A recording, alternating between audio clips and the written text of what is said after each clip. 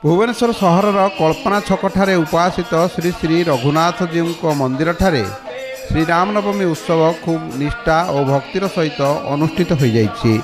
सकाळ 6टारे श्रीरामंकर निकटरे प्रातः पूजार्चना करा ठाकुर नीतिकांति सहित एक होमयज्ञ ब्राह्मण पंडित मान द्वारा आयोजन करा भजन कीर्तन अपूर्व परिवेश रे प्रभु श्रीराम और माँ महालक्ष्मी पाखरे आरती करा ए उत्सव में जोग देइथिबा 3 दल संकीर्तन मंडली कीर्तन परिवेषण करथिले।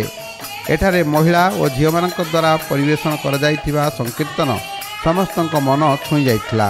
सीताराम बाबा थे से हिसाब से चलाउले दीर्घ दिन हो उत्सव वर्ष वर्ष तमाम लगी रही। बहु भक्त बहु जनार्दन बहु देवकर्ता ए समस्त बहुत संपूर्ण भाव साहय कर वर्ष सारा एमती चली आसुव चलुवे साधु सन्त आसुवे सब प्रकार सब व्यवस्था कर मंदिरटी खूब पुरातन होइथिबारु बहु संख्यार भक्त एठारे उत्सव में जोग देइथांती। बहु दूर दूरांतर भक्त और साधु सन्त माने ए उत्सव को छुटी आसंती। एठारे आध्यात्मवादी हरिहर बारिक और अन्य सदस्य माने उत्सव परिचालना करथिले।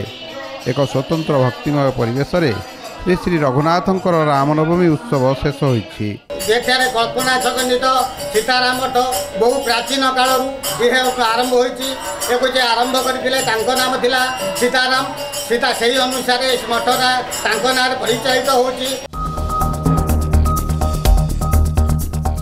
भुवनेश्वर टंकपाणी रोड स्थित साई मंदिर परिसर में प्रभु श्रीरामकर नवमी उत्सव खूब धूमधाम सहित पालन कर जाइछि।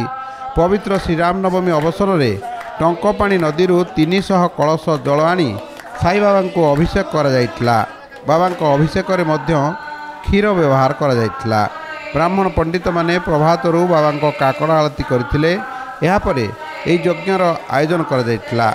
एई यज्ञ रे कर्ता भाव में आध्यात्मवादी विभू महापात्र और तांको धर्मपत्नी कत्री भाव में दायित्व संपादन करथिले। मंदिर परिचालना कमिटीर कर्मकर्ता माने एथिरे सहयोग करथिले।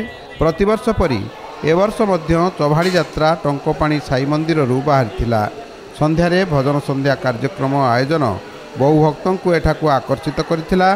टंकपाणी साई मंदिर एक पुरातन साई मंदिर होइथिबारु एठारे प्रति उत्सव रे बहु भक्तंकर समागम हेउछि। आमे टंकपाणी रोड स्थित शिरडी साई बाबा साई धाम रे अति आडंबर सहित सब वर्ष पालन करू। ए वर्ष आमे करूछु।